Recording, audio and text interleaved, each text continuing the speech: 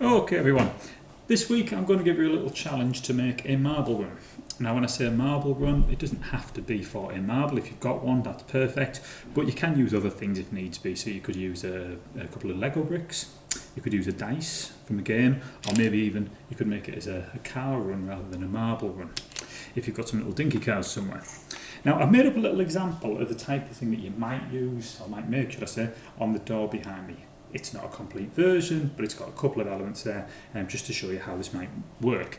I would expect yours would be a little bit more advanced than this, if I'm honest.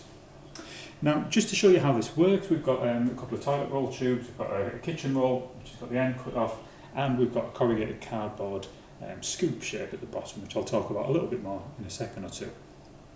Now, just to show you this working, if I pop the marble in the top there, it runs straight through like that. That has taken a few attempts to do.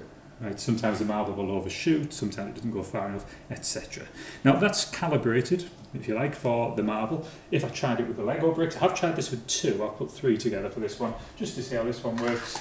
And as you can see, it doesn't quite work, because the weight isn't right. If we try it with a much heavier object, I wouldn't expect this to work either. As you can see, straight on the floor. Alright, so different objects will require different slopes, different run-ups perhaps, and you'll need to take into account the shape, the friction perhaps, as well as the weight. Okay, so it will be a lot of trial and error. I would expect that though. Now I said that we'd come back to this little sleeve or curve section a bit later on, and I'm just going to mention that to you now. Now in terms of what you will need to make these sort of things, obviously we've mentioned the tubes, some cardboard or some paper. You'll need some scissors, some tape. Now I use masking tape for mine. Masking tape is probably the better tape because it's not quite as adhesive as some other tapes, and it will come off a bit easier. Now if you're going to do a version which you're going to stick it to a wall or a door like I have, please just ask your parents if it's okay to do it on that surface. I don't want anyone complaining to me that you've taken varnish off doors, paints off surfaces or wallpapers off because you've used the wrong tape. So do just check that with them. Now I've just done it on a painted door because I knew the masking tape would come off there. I deliberately didn't put it on the wallpaper behind me. Alright. Now in terms of the corrugated card that I've used, just a couple of bits of advice for you. Corrugated card, as you know, has got these holes at the end. These have flutes or corrugations running along here. Now these corrugations running this direction here, that means that the card will bend more easily in this direction than it will this way. It kind of kinks in this direction. It doesn't bend very well. Whereas this piece here, which I've started to shape, you can see the corrugations run along the shorter length, and this allows it to bend much more easily. Now on this piece you can see I've already cut out some of these little edges here. Now the purpose of these edges is that when we start bending this around, these will fold up and will form a kind of a wall section.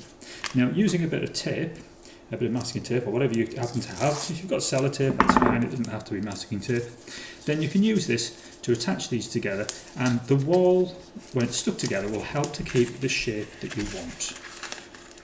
Okay. Now I messed up a little bit, I realised when I started putting this together a second ago, because I've only put the wall on one side, as you can see. Now that's all right in a way because it will stop the marble falling out from the front, but it would have been more useful if I'd have had a wall on the back as well, so that I could have stuck it to the door or the wall, whatever you're sticking it to.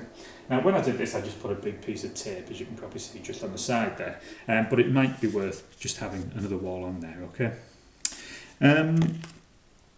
Another little thing to think about when you are making your walls, if you are making this for a car, this is quite narrow, and the car is probably about the same thickness as my two fingers here, and that will probably rub on there. So do make sure you're giving yourself plenty of width on there to prevent that from rubbing. So that's all in terms of making a wall-mounted version. The one thing that you can't see down at the bottom there, which I did wonder about, is using something like an egg box or something like that. Now I wondered about when the marble got into this section here, perhaps if it was a bit longer, if there was a series of holes so that it popped out at different points and it fell into here. This could have maybe some little flags, so a 20 point or a 10 point, a 5 point or something like that, so that you can have a bit of a game with this as well. Now if you were going to do a more table mounted version of this, this is a version that I just knocked up just to show you a couple of little examples of construction methods. Now what we've got here, a couple of toilet rolls. I've put a couple of slits in here, one at the side there that we just make out, which correspond with a couple of slits here, to allow me to start making little towers when they go into there. I've used the corrugated card, just my old pizza box, for a base here. And for this upright section here, you might just be able to see that the corrugations are running up this way. So although it might bend a bit this way, which would be unlikely to be honest, it's not going to start bending in this direction, not too easily anyway, okay? So think about that when you're constructing things. Had the corrugations been going this way, this probably would bend much more easily. Now to give it a bit more strength, you'll notice that I put these triangular sections down at the bottom here. You may have seen these on bridges and other engineered objects. These are called gusset plates. Now you know that a triangle is a stronger shape. This will help to reinforce this and to prevent this section from falling over in any way. The purpose of the pencil on there was in case you were doing the car, I suppose you could do it with the marble version as well. It's a support piece, so if you've got a ramp of some sort, that would sit on there on the pencil. You'd probably need some other support over here, but your car could then run down, or your marble could run down into a section. Now I keep talking about these corrugations. The corrugations, as I mentioned, run in this direction on here, but you could actually use that to your benefit in some ways, because you could actually fold that quite easily to create a V section, and that could be quite a nice controlled method of getting a marble to run exactly where you want that to be, in quite a fast speed perhaps as well. Okay, other things you might have lying about the place are fine to use. So you might have some old containers or things from your kitchen. Use those if you wish. You might be able to use things like this egg box that I mentioned. What if this had holes at the bottom so it could fall in and maybe trundle around using the speed that it's picked up, and maybe fall out into other sections, maybe bounce spirals. Could you get some paper and kind of twist that around to make a spiral? I don't know. There's a whole range of different things that you can do. So give it a go. I'd be interested to see what you come up with, and maybe you could send me some pictures. Cheers everyone, enjoy!